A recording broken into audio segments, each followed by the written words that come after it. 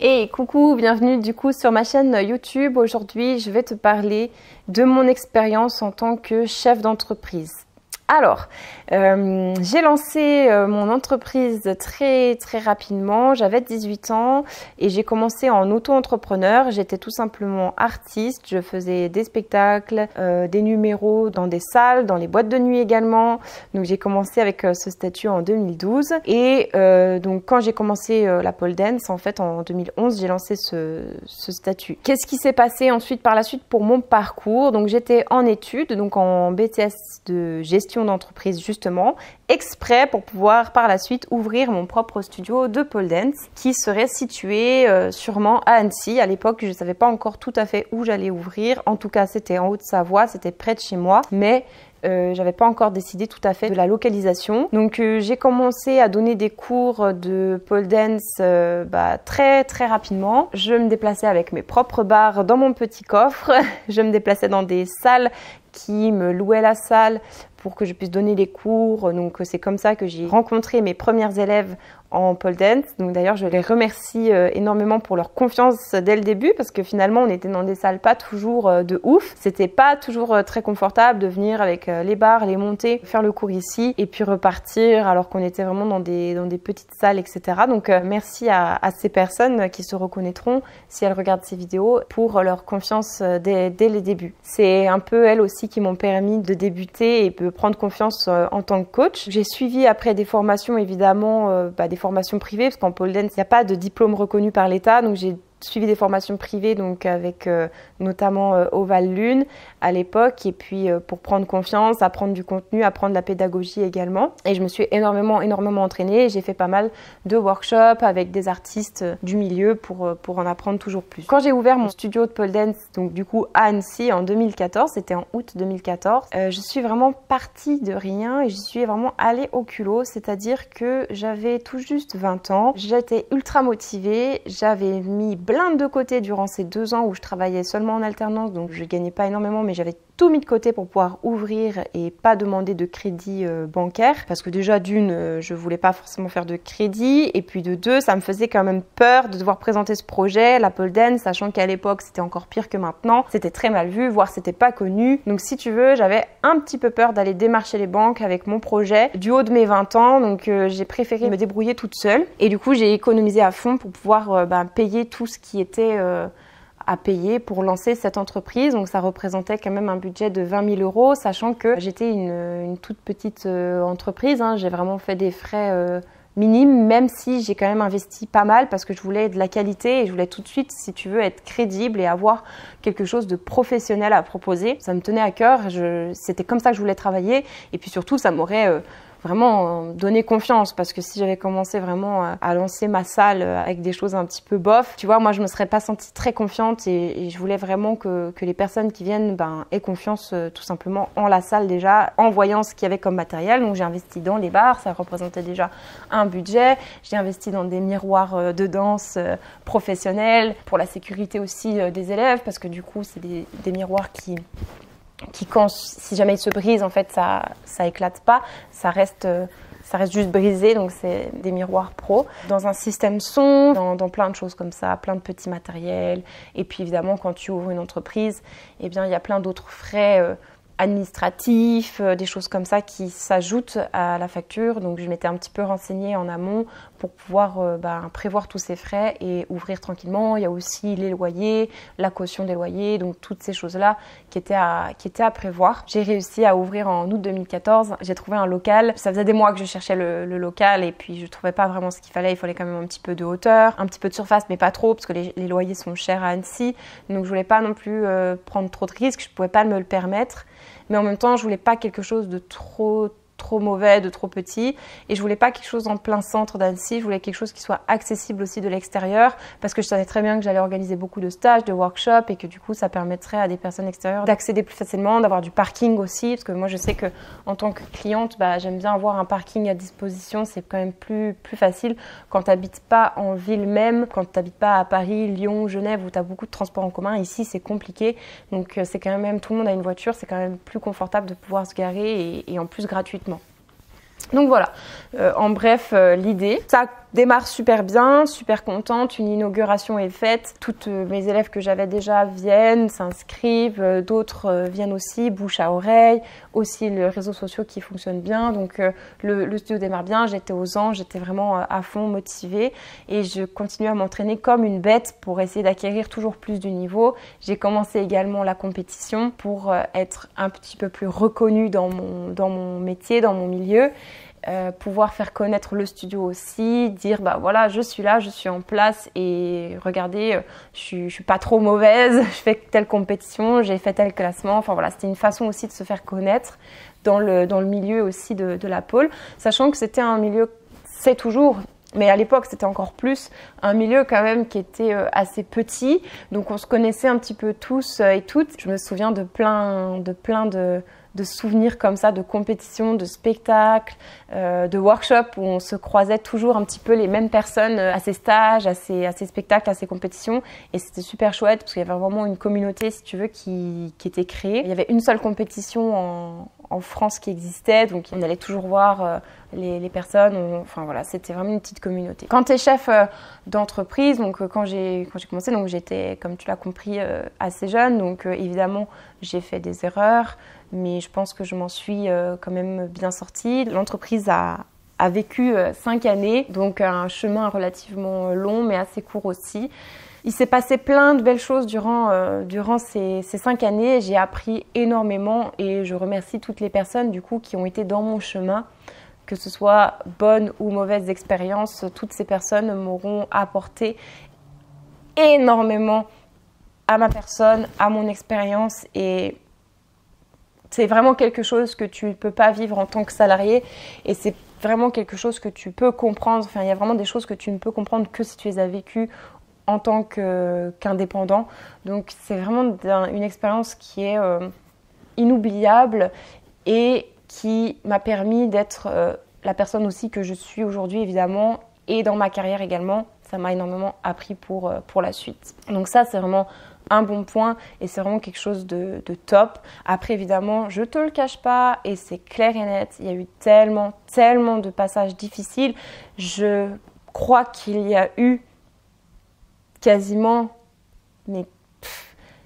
que des passages difficiles parce que finalement dans mon expérience à moi, dans mon entreprise, ça a été dur du début à la fin. J'ai eu la chance de pouvoir me consacrer qu'à ça parce que du coup ma femme travaillait à côté et que du coup elle pouvait subvenir aux revenus du foyer, mais du coup j'avais pas forcément une grosse pression au niveau revenu au départ, mais c'était vraiment la passion qui m'animait et puis je voulais vraiment évoluer et je voulais vraiment investir encore plus dans mon studio pour qu'il s'améliore, avoir ensuite par la suite des profs qualifiés, voir agrandir, avoir encore plus de cours, enfin voilà, je voulais vraiment, si tu veux, l'objectif c'était pas forcément de gagner super bien ma vie, mais c'était vraiment d'évoluer et de proposer des choses toujours mieux, de faire grandir l'entreprise pour, pourquoi pas par la suite, gagner mieux, mais en tout cas, c'était ça l'objectif et c'était aussi de moi d'évoluer. Donc je pense que tous ces objectifs-là ont été réussis. Aujourd'hui, ça va faire 1 an et demi que l'entreprise a été fermée. Ça aussi, ça a été une grosse galère, je te raconterai un petit peu après. Mais du coup, aujourd'hui, ça fait 1 an et demi, j'ai un peu de recul et sur le coup, c'était vraiment horrible. C'était vraiment une expérience horrible à vivre, la fermeture du studio. Et ça a été vraiment humainement... énergétiquement, tout ce que tu veux, c'était une des choses les plus difficiles de ma vie, une des choses les plus difficiles pour moi à gérer dans ma vie, parce qu'aussi je me sentais seule dans cette crise, malheureusement, même si des personnes étaient là avec moi, présentes, ma famille, mes amis et puis ma femme, ben, c'était quand même comme si j'étais seule face à tout ça, parce que c'est une énorme responsabilité et puis d'un coup, tout qui s'effondre, c'est très chaotique. Le check, c'est 1 an et demi après, je sais que l'objectif de évolution, d'apprentissage, de l'expérience, tout ça, c'est clair et net, que c'est coché plus qu'à 200-300%. T'apprends à tout faire quand tu es chef d'entreprise et surtout dans ce domaine, par exemple, d'avoir une salle de sport, de danse, c'est que petite, hein, à petite échelle, parce que je parle pas de grands groupes où tu es PDG, mais du coup, tu as toutes les casquettes. Donc là, je pense que toutes les gérantes et gérants de studios de pole dance me rejoigneront sur ce que je vais dire tout de suite, c'est qu'on est à la fois femme de ménage, bricoleur, bricoleuse, technicien, technicienne, ingé son, monteur de vidéos pour les galas, organisateur d'événements pour tout ce qui est stage, contacter les hôtels pour accueillir tes guests et puis en même temps accueillir tous les participants, faire en sorte que ça se passe bien, toutes ces choses-là. En tout cas en France, voilà, faut bien conscientiser quelque chose et encore plus, là on est dans le contexte, on est tout juste en 2021, donc dans le contexte du Covid. Donc là, c'est encore pire que tout. Donc, faut pas se leurrer. C'est quelque chose de très difficile de vivre de sa passion. Et c'est quelque chose de très difficile de vivre notamment de la pole dance et d'avoir sa salle. On pense que les abonnements sont très chers et que du coup, on s'en met plein la poche, mais c'est pas du tout vrai. Si c'était si simple, je pense que tout le monde l'aurait fait. Malheureusement, il faut une passion et un courage et puis une volonté et une persévérance énorme pour pouvoir continuer là-dedans, ouvrir et continuer, persévérer toujours. Et puis, il ne faut pas attendre monts et merveilles, il ne faut pas attendre à gagner 2000 ou 3000 euros par mois, ça c'est clair. Ce n'est pas le bon choix à faire si tu souhaites t'enrichir. Je te le dis, si c'est ton objectif, tu perds ton temps, vaut mieux que tu te diriges vers un autre type de business. Mais ça ne va pas te rapporter de l'argent. Ça te permettra sûrement peut-être de vivre un petit peu décemment, mais pas quelque chose de fifou, quoi. Donc voilà, c'était la petite parenthèse parce que je pense que je peux aussi être porte-parole de toutes ces personnes qui ont eu une école de pole dance ou ont encore une école de pole dance ou ont eu ou auront une école de pole dance. Bon, voilà. Donc tu es un petit peu tout.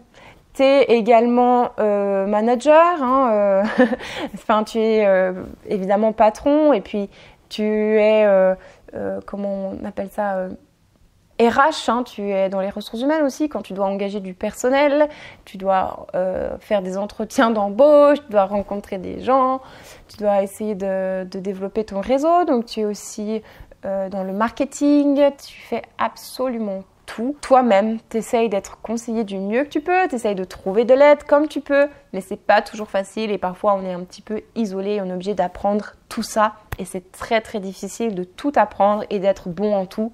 Évidemment, tu ne peux pas être parfait et bon en tout, ça c'est clair et net.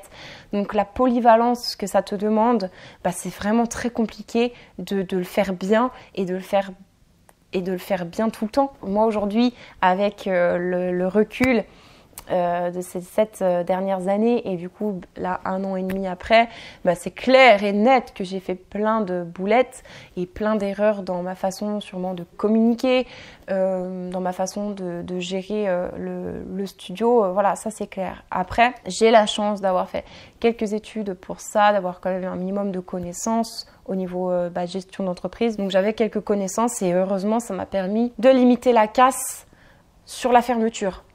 Bien que la fermeture a été quelque chose de très compliqué à gérer pour moi humainement. J'avais juste envie d'être dans un petit trou de souris et plus sortir de chez moi. Je pense que j'ai fait un burn-out à ce moment-là. Avec le recul, je m'en rends compte parce que pendant quasiment 2 ans, je ne vivais plus. C'était vraiment quelque chose... J'étais vraiment pas au top de ma forme. Parfois, je passais des journées dans mon canapé et c'est quelque chose que je fais jamais en temps normal parce que je déteste ne rien faire. J'aime bien travailler, j'aime bien monter des projets, faire des choses. Et là, de rester comme ça des jours, tu sais, à rien arriver à faire, à être complètement dans le brouillard, ne même plus arriver à penser. Ça ne m'était jamais arrivé comme ça sur autant de mois d'affilée. En même temps, j'ai vraiment essayé de rester forte pour pouvoir gérer tout ça et ça a été vraiment très difficile.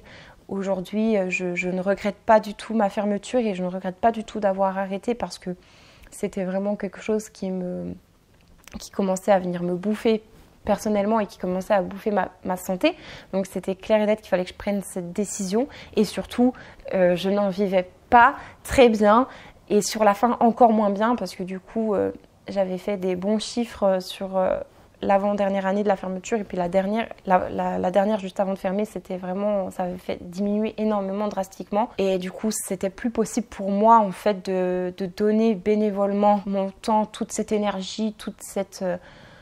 voilà, 5 ans à tout donner et en fait je pense que j'ai voulu trop donner d'ailleurs. Ça a été une des plus grosses erreurs, ça a été de vouloir tout mettre mon énergie vitale dans ce projet, donner toutes mes tripes et de même pas en garder un tout petit peu pour moi, pour me ressourcer, pour ma famille, pour mon couple et d'avoir juste des moments tranquilles. Je me suis pas assez ressourcée et ça c'est vraiment quelque chose, c'est vraiment une erreur que je ne referai plus jamais. Voilà, je voulais vraiment que ça marche, tu vois, je voulais vraiment que ce soit...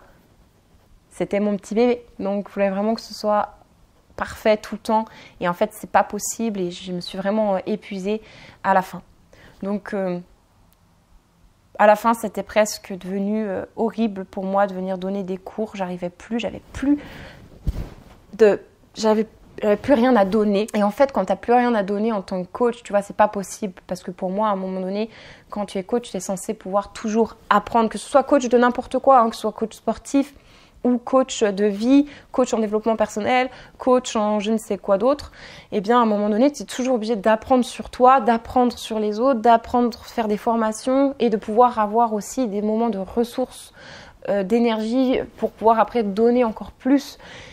Tu peux pas coacher en fait sans avoir ça en toi parce que en fait tu vas donner du vide et ça ne rime à rien. Donc voilà, ça c'est vraiment le point aujourd'hui vital, c'est de ne pas retomber dans ce même cercle vicieux. Voilà. Il y a plein d'autres choses que je pourrais dire et j'ai pas forcément envie de tout développer dans cette vidéo, sinon ça va être vraiment trop long et indigeste. Mais voilà, en fait, ce que je voulais véhiculer avec cette vidéo, c'était juste mon expérience, ma petite expérience de chef d'entreprise, parce qu'après, encore une fois, avec grande humilité, c'était une petite entreprise, hein, une petite école de pole dance, donc évidemment, j'ai pas été PDG de je ne sais quel groupe, enfin bref, mais quand même, c'est une grosse expérience et ça apporte énormément et du coup, il faut jamais s'avouer vaincu. Il ne faut jamais prendre les choses comme des échecs et point barre. Il faut vraiment essayer de trouver le bon dans les échecs. Parce que finalement, ce ne sont peut-être pas forcément des échecs, mais juste un chemin que tu dois suivre pour après déboucher sur d'autres choses et être une meilleure personne, être plus productif, être plus performant, être encore meilleur dans ce que tu fais. Et je pense vraiment que tout ce qu'on apprend dans la vie avec ces passages difficiles, c'est vraiment fait pour ça. Et du coup, si tu n'en fais rien de ces moments-là, tu vas toujours rester au même stade et tu vas répéter toujours les mêmes erreurs, tu vas toujours répéter le même échec, tu vas toujours répéter la même étape et à la fin tu vas vraiment être lassé et tu vas te dire que tu es nul ou tu vas commencer à désespérer ou tu vas plus être bien dans ta vie parce que tu vas toujours stagner au même endroit. Donc j'essaye en tout cas pour ma part et j'ai encore beaucoup de travail à faire parce que c'est un travail infini. En développement personnel notamment, c'est toujours quelque chose que tu peux faire tout au long de ta vie et tu as toujours des choses à améliorer en toi et à développer. Mais du coup, c'est des choses que j'essaye de faire notamment, que je faisais déjà un petit peu avant, mais notamment avec la fermeture de cette entreprise qui m'a vraiment beaucoup questionné sur moi-même, qui m'a vraiment mis dans des états... dans tous les états. Du coup, c'est vraiment ça qui ressort, c'est de transformer encore plus tes expériences en une porte pour aller encore plus loin et venir chercher en fait tes erreurs, comment t'améliorer et voilà.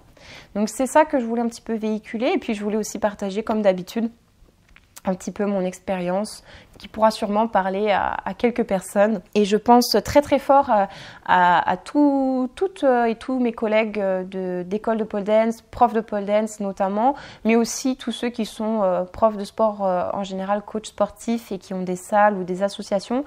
Je pense vraiment très fort à toutes ces personnes, dont certaines qui m'engagent aujourd'hui en tant que coach. Et je les admire énormément pour cette période difficile qu'elles ont à gérer. Courage à tous. Là, on est dans le contexte Covid, c'est vraiment pas évident.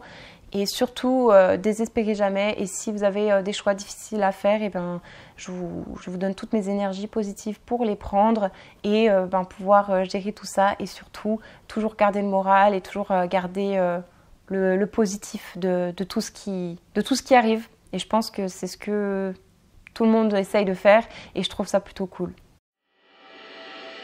Merci beaucoup d'avoir regardé cette vidéo, j'espère qu'elle t'a inspiré, j'espère qu'elle t'a peut-être un petit peu redonné du baume au cœur. En tout cas, j'essaye.